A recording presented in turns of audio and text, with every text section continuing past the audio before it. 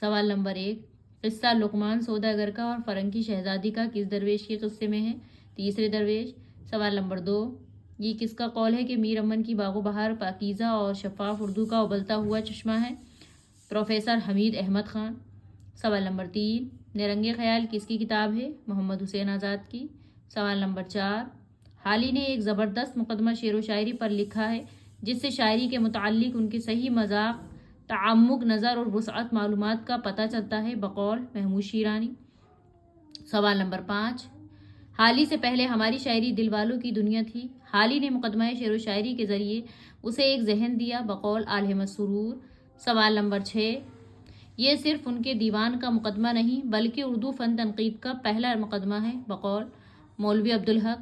سوال نمبر 7، غبار خاطر کس کے خطوط کا مجموعہ ہے اور اس کے خطوط کب سے کب تک لکھے گئے؟ مولانا ابوالکلام آزاد کے۔ اس کے خطوط 1942 سے 45 عیسوی کے درمیان زمانہ اسیری میں لکھے گئے۔ سوال نمبر 8، مثنوی سحر البیان اس میں بامسمہ ہے کس نے کہا؟ میر شیر علی افسوس نے۔